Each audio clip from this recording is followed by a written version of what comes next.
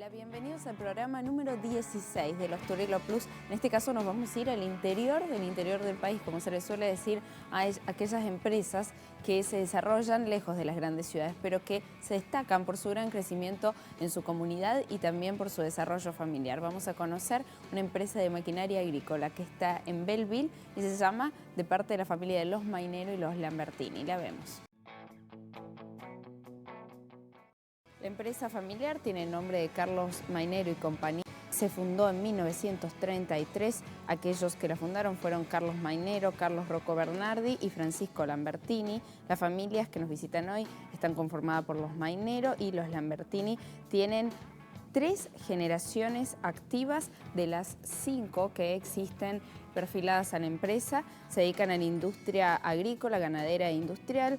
Su corazón es la fabricación de maquinaria agrícola y se ubican en la Ruta Nacional número 9, kilómetro 502, Rivadavia 259 de Belleville, Córdoba, Argentina. Pueden consultar más información en www.mainero.com. Ahora sí vamos a conversar con los Mainero y los Lambertini. Tenemos el agrado que nos acompañe Edgar Ramón Lambertini, es director de Mainero, y también directora Alicia Mainero, lleva el apellido de la empresa, pero como mencionaba Nicole, hay un grupo familiar que también incluía a Bernardi, es decir, fueron 3 familias las que iniciaron este negocio. ¿Es así, Alicia? ¿Sí? Así es. Y hoy, mencionaba Nicole, hay perfiladas 5 generaciones, en realidad hay 4 que han pasado por la empresa y 3 activas. Está de segunda generación Ramón, Tercera generación y hay cuarta generación también, trabajando en la empresa. Destacable porque no todas las empresas familiares llegan a esa instancia, ¿no? Bueno, ¿cómo está conformado hoy el directorio de la empresa por estas familias y quiénes trabajan en, digamos, en la línea gerencial de la compañía? Yo quería un poco hablar un poquito de la historia, cómo surge. Sí, adelante. Si vos me permitís, cómo surge la empresa. Mi abuelo era del Piamonte, de la provincia de Asti, en un pueblito muy chiquito que está a 30 kilómetros de Torino. Se llama Duchino de San Michele. Y él, escapando un poco de la pobreza, de la guerra que se venía, hablando de la Primera Guerra Mundial, vino acá a la Argentina porque aparentemente tenía una tía. Así que, no sé, en la década, entre la primera y la segunda década del 1900, él vino por acá. Él nació en 1889. Después volvió al poco tiempo y trajo a su hermana, que ya era viuda, con solo 20 años de edad. La trajo y la hermana se casa con un señor Bernardi y tiene un hijo que es Carlos Rocco Bernardi.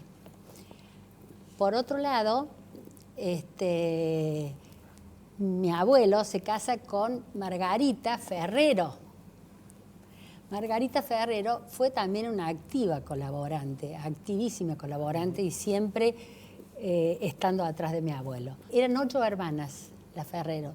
Una de las hermanas se casa con un Lambertini, del cual tienen un hijo que es Don Checo Lambertini, que es el papá era el papá de Ramón. De Ramón y sus otros 3 hermanos.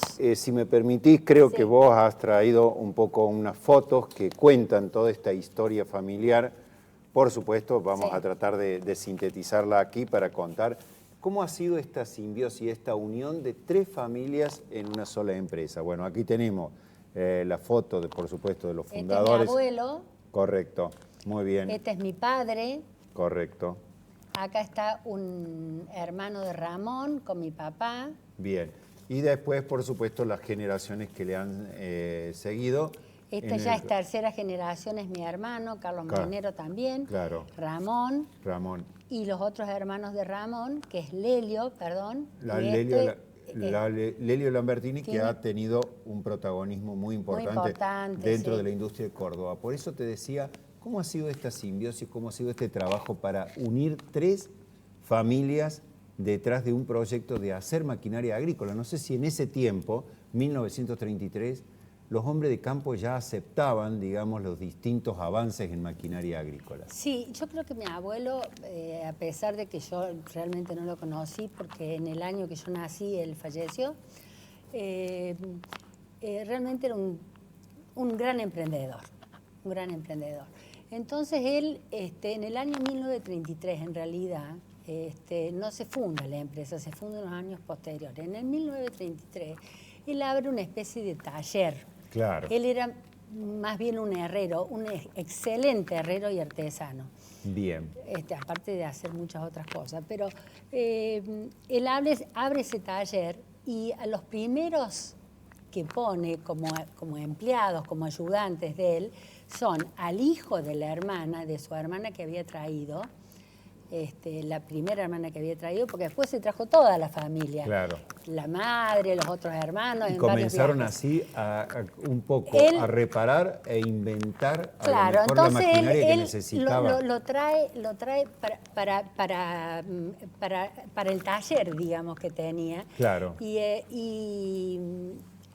Entonces al hijo de la hermana, que era don Carlos Rocco Bernardi. Claro. Por otro lado, la mujer, que era Margarita Mainero, mi abuela, que realmente tuvo un protagonismo muy importante, tenía 8 hermanas, de las cuales, 8 hermanas, de las cuales una se había casado con un Lambertini y tenía un hijo que se llamaba, yo lo conocí por don Checo Lambertini, claro. Francisco Lambertini, decíamos don Checo, que es el papá de Ramón. Entonces mi abuelo, así empieza, en un taller donde reparan, arreglan maquinaria agrícola, muy ligado al campo, y van adecuando cosas. Entonces ellos como que van inventando, va viendo mi abuelo las cosas que podían sacar, las cosas que podían hacer. Y en ese año empezó a hacer los sacapajas. Los sacapajas son una mezcla de chapitas, digamos, claro, que iban en los cabezales de las cosechadoras y podían sacar la paja de la semilla. Separar la paja del trigo, como se dice a veces. Separar la paja del trigo. Y fue un invento realmente muy importante. Claro. Y de ahí después evolucionaron los famosos cabezales. Le quería preguntar a Ramón, ¿cómo ha sido toda esa evolución de la maquinaria? ¿Cómo la has vivido? Fíjate que recién hablaba Alicia, digamos, de lo que pasaba con esos elementos de limpieza de las cosechadoras, que las cosechadoras venían, digamos, importadas mayormente y no se adaptaban, digamos, a las necesidades del país. Entonces, digamos, esta gente, estos fundadores, pensaron, además tenían una formación, digamos así, de campesina, o sea, conocían por ello, ¿no es cierto? Logran patentar lo que, digamos, el primer eslabón de una historia de 85 años, patentaron, digamos, estos sistemas. Después viene todo un proceso evolutivo con los cabezales para girasol, que fue el primero del mundo, que también lo patentaron. Viene luego, digamos, en el año 52, el primer equipo maicero para aplicar a cualquier tipo de cosechadora. Estamos hablando del año 52. Después viene, digamos, la incorporación ya no solamente de la agricultura, sino de la ganadería, viene el sector ganadero. Lógicamente, entre los equipos aplicables a cosecha y los equipos aplicables, digamos, al sector ganadero, tanto carne como leche, llegamos a tener, digamos, hoy por hoy una oferta, digamos, de bienes para el campo que afortunadamente, digamos así, hemos tenido siempre el apoyo del sector agropecuario, siempre hemos estado, lógicamente, al servicio del campo, del campesino, del chacarero, ¿no es cierto? Con aquello de que nuestros antepasados decían ellos, siempre hacer las cosas bien, siempre hacer las cosas bien. Hacer las cosas bien siempre. Hoy decimos, por ejemplo, que este proceso de 85 años ha sido también un compendio de lo que es investigación y desarrollo. Vos decías recién, por ejemplo, qué pasa con este último desarrollo de algo inédito, de un cabezal para cosechar maíz, que está patentado también, que puede cosechar, digamos, en cualquier dirección y en cualquier ancho, cualquier tipo, ¿no es cierto? Bueno, normalmente sabemos que un equipo maicero siempre va por el surco. Este puede hacerlo de cualquier manera. Correcto. Este patentado mereció, digamos, un premio muy especial en Estados Unidos, con una organización que se llama SABE, que fue un premio dentro de los 50 mejores desarrollos mundiales. Este fue uno de ellos, así que realmente mereció también el premio oro en la exposición de Palermo, la ciudad rural de Palermo también. Y bueno, en fin, hemos llegado a tener una relación muy estrecha con aquello, repito, de estar siempre cercano a la gente de campo.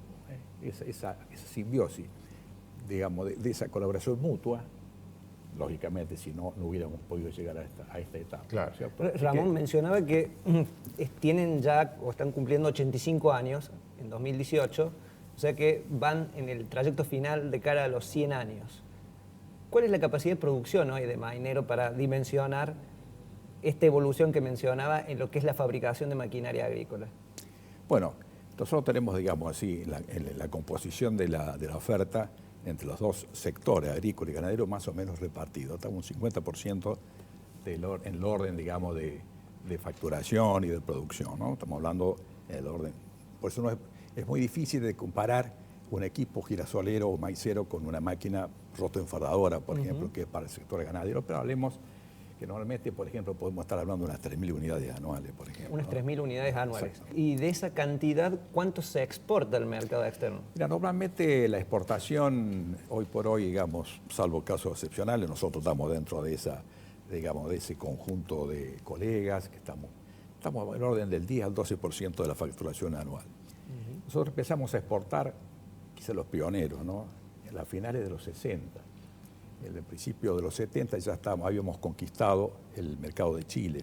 La primera exportación fue para Paraguay. Le propongo que hablemos en el segundo bloque de todo lo que es el desarrollo del negocio. Vamos a aprovechar que se nos termina el primer bloque a Alicia, que veo que tiene el conocimiento de toda la rica historia que ha sido esto, que yo insisto, no es fácil ensamblar tres familias, esta simbiosis de tres familias en una empresa. Brevemente, Alicia, ¿cómo has vivido todo ese proceso del crecimiento de la familia, los hijos, los primos, etcétera? ¿Cómo es eso? Bueno, hoy en realidad somos muchísimos. Así es. Porque estamos activamente hasta la cuarta generación. De la primera ya no queda nadie. Correcto.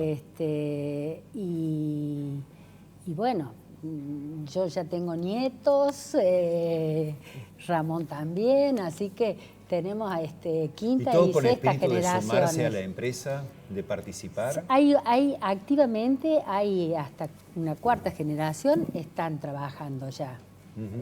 Muchos de ellos, muchos profesionales que están en algunos cargos ejecutivos, en algunas áreas ejecutivas, digamos. Está bien. Bueno, y lo que me había olvidado, Juan, de contarte, era, que toma a estos dos sobrinos, uno por parte de la señora, que es Francisco Lambertini, y otro por parte de la hermana, mi abuelo, que es Carlos Bernardi, y después los toma como empleado y hace una empresa, pero después, realmente en el 41 es cuando forma realmente la empresa. Bien. Y los asocia. Claro. Los asocia a sus dos sobrinos. Perfecto. Bueno, una rica historia familiar con muchos integrantes. Le propongo entonces a nuestros televidentes que en el segundo bloque van a estar aquí Ramón Lambertini con su hija Elizabeth, contando un poco cuáles son los desafíos de las nuevas generaciones y cómo está hoy el campo parado en relación a las últimas medidas del gobierno nacional. Por este bloque, muchas gracias a ambos. Gracias a vos. De los Turelo Plus, con una nueva incorporación. Ella es Elizabeth Lambertini, jefa de Relaciones Institucionales de la empresa Mainero, así que bienvenida, Elizabeth. Y aprovecho esta oportunidad de tenerte a vos para preguntarte cómo fue como mujer crecer en este ámbito, en el campo, incorporarte luego a la empresa en otro rol, del juego en el campo a tomar decisiones. Fácil no fue, si tengo que decirte la verdad, no fue tan fácil, pero tradicionalmente, bueno, había personas muy fuertes como, bueno, mi papá, mi tío mi tío Lelio, había personas que estaban en la gremial empresaria que eran varones, sobre todo en aquella época, donde las mujeres tenían poca participación. Pero la empresa me dio un lugar, mi papá me dio un lugar y entonces me pude incorporar. El aprendizaje es mucho y tenemos que ponernos a tono muy rápido porque venimos con otro bagaje, o sea, venimos con otro tipo de enseñanza, de capacitación, entonces tiene que ser más rápido. Pero con el correr del tiempo, digamos, la aceptación incluso en la gremial, en las instituciones, se fue dando. Se fue dando despacio, pero se fue dando, nos fueron dando lugar. Y me imagino que han dado su toque distintivo a la empresa. Sí, totalmente. Aparte traemos nuestro ADN, digamos así, todo lo que veníamos haciendo hace tantos años, que uno desde que nace ya escucha todo lo que se habla de la empresa, del país, de todos los cambios, de tecnología, de maquinaria, entonces resulta muy familiar después para poderlo implementar. Y hablando de tecnología, maquinaria, Ramón, veo que ya las máquinas agrícolas están cada vez más robotizadas. Y también, Elizabeth, ¿cómo es este cambio? ¿Hacia dónde vamos? ¿Llegarán alguna vez las máquinas sin asistencia humana que no requieran del trabajo del productor, de la persona del campo? A mí me parece que no lo va a reemplazar. Puede ser que en algunos casos a lo mejor hay ensayos, con respecto a alguna cosechadora, digamos así, con control remoto. De cualquier manera, nosotros creemos, más aún en mi caso, digamos, que somos un poco de la guardia vieja, que siempre, digamos, el factor humano es necesario. Sí. Eso es verdad, ¿no? No solamente por lo que hace alguna maquinaria trabajando, sino todo el proceso anterior que fue, digamos, cómo se hace una máquina. Todo eso es importante, ¿no es cierto? Y ahí es donde el factor humano tiene mucho que ver. Y tiene que ver con aquella política que puede tener una empresa, lo que decíamos antes, de investigación y desarrollo. Vos tenés que apostar siempre a desarrollar nuevos productos, porque realmente la gente de campo lo demanda. No solamente el mercado interno, sino también el mercado externo.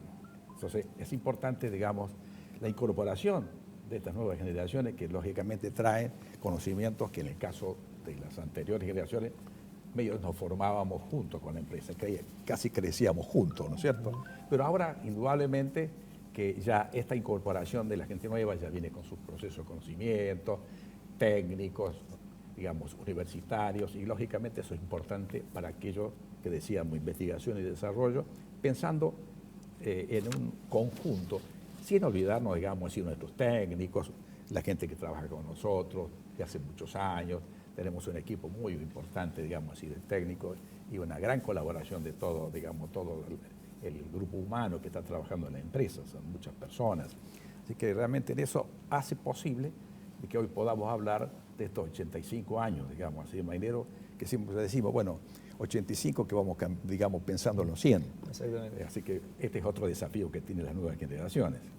Bueno, hablando de desafíos, de las nuevas generaciones, Elizabeth mencionaba el contexto. Tengo que obligadamente hacerles una pregunta que está vinculado al actual momento que vive Argentina y cómo les ha impactado a Mainero el tema de la volatilidad que tiene el dólar y la anunciada vuelta de las retenciones. Obviamente que las medidas de hoy son muy recientes, habría que analizarlas un poquito más con el transcurrir de estos días. Nosotros pensamos en la industria, creemos que el campo en este momento está pasando por una situación difícil, pero tampoco creemos que sea una cuestión definitiva muy mala. Hay que pensar en la industria. Hay que pensar en qué medidas van a tomar para que podamos seguir siendo competitivos, para poder seguir vendiendo en mercado interno y externo. La industria está pasando por un momento más complicado quizás, por el tema de la sequía, las tasas de interés muy altas. Entonces necesitamos que a posterior de hoy, bueno, qué medidas se van a implementar también para la industria. Claro, medidas concretas para el sector industrial y la maquinaria agrícola. Porque entiendo porque el tema del factor climático que fue la sequía. Impacta la industria nuestra. Impacto. Las tasas que han, digamos, virado el eje de las inversiones de lo financiero, de lo productivo a lo financiero. Tenemos un dólar que en la exportación a ustedes le conviene la devaluación porque los hace más competitivo, pero también por el otro lado, imagino, les dolariza los insumos. Correcto, Les resta margen. Pasa igual en el campo. Es correcto. Claro. O sea, la soja puede tener un precio muy alto, pero los insumos son en dólares. Claro. Y no sabemos muy bien tampoco cuál va a ser el comportamiento del productor. Esperemos que acompañen. Y sobre todo que acompañen a la industria. Nosotros estamos muy enfocados en temas más industria que en el tema del campo. Sí, y hablando de industria, perdón, ella decía que acompaña al productor. ¿En este momento las operaciones están paralizadas o continúan normalmente? Hay una demanda menor, no cabe duda, ¿no es cierto? Lógicamente, lo que ha ocurrido en estos últimos tiempos, el tipo, digamos así, la elevación del tipo de cambio, el tema de las tasas, un poco la incertidumbre, lógicamente que afecta, ¿no es cierto? Es indudable. Yo creo que, de cualquier manera, como decía Eli, hay que esperar un poco también el resultado real, concreto de estas medidas que se están anunciando, más allá de las personas, ¿no? Quiero destacar un hecho, digamos así, que viene dando, me parece, un espaldarazo o un intento, digamos, de mayor respaldo a la industria nacional de la maquinaria agrícola, la industria, digamos, autóctona de la maquinaria agrícola, ¿no es cierto? Que es muy importante en el país, que son las mesas que se han formalizado a raíz, digamos, de la iniciativa del Gobierno Nacional, las mesas de la maquinaria agrícola, donde se ha podido trabajar durante varias jornadas sobre distintos puntos que hacen, digamos así, a la necesidad y la demanda del sector de la maquinaria agrícola. Ha sido muy positivo y esperemos, digamos así, que esto se mantenga, se fortalezca, se pueda ahondar. Es un tema de las mesas, empiezan a funcionar y bueno, lo ideal sería que no tengan tiempos precisos o se interrumpan. Y yo creo también un poco, y esto lo digo porque en definitiva todos estamos vinculados al campo, digamos así, nuestros antepasados han sido chacareros también, y bueno, digamos que así como después de la salida de la convertibilidad del campo se puso al hombro, ¿no es cierto?, la situación del país y resultó lo que ya conocemos, yo creo que también este es una nueva oportunidad porque la gente del campo se ponga al hombro, digamos, la situación del país y con la confianza que necesitamos todos, que digamos, el gobierno tiene que transmitirla con políticas reales de Estado, de promoción. Yo creo que va a jugar un papel importantísimo y tenemos esperanza que los productores agropecuarios siempre han pensado en el país, siempre han pensado cómo mejorar y siempre han respondido a la demanda que el país necesita. Yo estoy, claramente el gobierno y campo se necesitan entre sí. Yo creo, digamos, más este modelo. Yo creo, tengo la esperanza que eso va a ocurrir. Lo que quiero agregar que es muy importante el tema de la industria nacional, no descuidar la industria nacional, porque si bien se formaron estas mesas, con el presidente incluso presente y sus ministros, esperamos que las medidas apunten a cuidarlas y que las medidas apunten a que justamente la industria nacional no vuelva a caer y siga siendo importante, porque el capital humano que existe en las industrias, que casi todas están en el interior del país, es muchísima la gente que trabaja y son como especie de cooperativas, trabajan con los pueblos, con las ciudades. La gente trabaja en este tipo de industrias. Entonces, el capital humano más todo lo que se viene haciendo en investigación y desarrollo, más la cantidad de años, estamos hablando de empresas de más de 80 años, esperamos que el gobierno las atienda y no las desatienda para no volver atrás. Ya han pasado tantas situaciones de crisis que esperemos que esta pase, pero llegamos no solamente al campo, sino a la industria nacional. Bueno, y el orgullo que decís vos, la apuesta de tener una empresa que fabrique maquinaria agrícola a la altura de empresas extranjeras, pero con este sentimiento, que tenemos que empezar a apostar por lo nuestro porque lo tenemos acá. Por último, les pregunto, ¿cuáles son las futuras proyecciones de Mainero a los 85 años y ya rumbo al centenario? Bueno, las proyecciones que tenemos son optimistas, o sea, la idea es seguir. Ya estamos, como bien comentaron, ya en tercera, cuarta y quinta, ya somos la quinta generación, vamos camino a seguir, que eso es una de lo que traemos como tradición y digamos así que fue la decisión de estas nuevas generaciones. Obviamente que se suma todo el tema tecnológico, pero nunca se descuida el capital humano y nuestros ingenieros y toda la gente que trabaja en Mainero, que tiene que seguir y tiene que seguir capacitándose y tiene que cada vez incorporarse gente capacitada. Así que esperamos que lleguemos a los 100 años con todas las expectativas y objetivos que tenemos planteados, que son importantes y creo que se van a cumplir. Yo creo mucho que esta crisis va a pasar y vamos a poder continuar con todo lo que venimos pensando y sobre todo con las inversiones que venimos haciendo. Ramón, para cerrar. Sí, muy cortito, déjame decir también, que aparte, digamos, de lo que estamos hablando, digamos, de investigación, de desarrollo, de estar en contacto con la evolución que demanda el campo, la empresa en estos 85 años, digamos, no ha estado ausente en lo que, digamos, la responsabilidad social empresaria. Déjame citar, por ejemplo, que existe una mutual del personal de la fábrica Mainero de hace muchos años, específicamente, digamos así, del año 1962, donde la empresa está aportando, digamos así, colaborando económicamente, financieramente, mutual que es independiente, la manejan ellos con mucho éxito. Estamos también ayudando y dando lugar la parte física de una escuela de terminalidad, digamos, del ciclo secundario para los empleados que no lo han hecho. Es decir, un acompañamiento más allá de lo laboral, el Sí, desarrollo de cada social. familia y La social. comunidad. Dentro del programa Capital, de la CENMA, que es algo muy importante. Es un CENMA 201 concretamente, que está funcionando en nuestras instalaciones y que no solamente son para nuestros empleados, sino para todos los empleados de la industria de Belleville. Es parte, digamos así, de un pensamiento, de una filosofía de la empresa, decir, del trabajo, ¿no? Hoy decimos, digamos, algo que no es un eslogan, decimos, es la reevolución simple. Pensamos en simpleza, pero pensamos, digamos así, de qué manera podemos ser cada vez mejores. Y ayudar, ¿sí? PAN, educación y trabajo es el lema de varias instituciones del interior. Así que hoy en los Trueno Plus hemos viajado al interior del interior en una empresa familiar que apuesta por la industria nacional y que la enseña mucho más. Son importantes en la comunidad y eso queremos reflejar. Esperamos en nuestra comunidad de YouTube y nuestras redes sociales, los Trueno Plus, para que veas esta entrevista y las demás historias familiares para saber un poco más de Córdoba. Te esperamos.